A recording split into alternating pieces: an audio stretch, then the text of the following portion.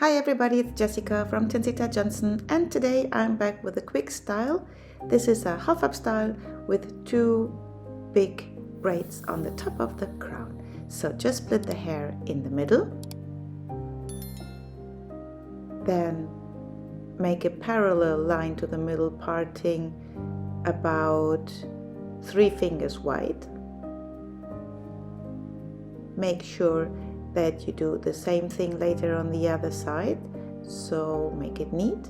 Clip this hair for the time being away, or just use a hair tie, what is easier for you. I just clipped it away.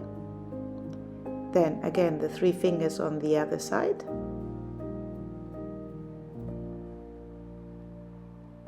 You also will clip away this part of the crown hair.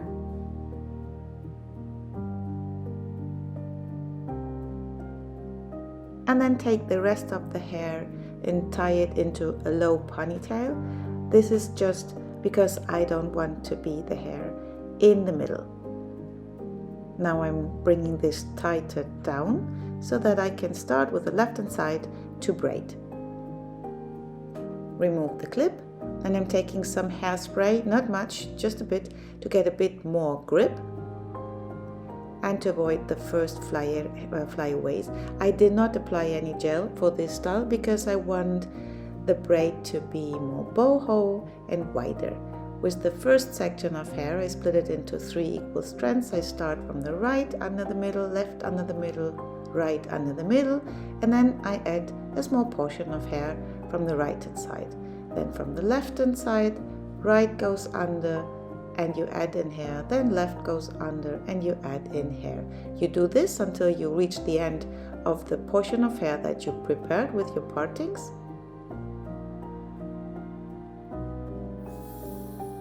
And now I'm using a powder that makes the hair stick together. You can also use some hairspray. Puff it in a bit, tip on it, and then it sticks to the hair. This makes, when you pancake the hair, that means you pull on the outer edges of the braid to make the braid wider, the hair sticks together. Now it looks a bit wide, the powder, but later you won't see anything of it anymore. Then if you're done with pancaking, you do this as much as you like. You just tie off with a little clear elastic, and you see here in the opposite of tight Dutch braids that I like to do with my model Marta, who's very sportive and likes to wear her braids during 3 or 4 days. We just did this style loose, and I do again the same here like before. Front section into 3 equal strands, and as we are doing Dutch braids, you always go under the middle strand and then add in from the same side a portion of hair, and then you go from the right hand side under the middle and add in hair, then again left, add in hair until you are at the very end. And then I'm using again the powder.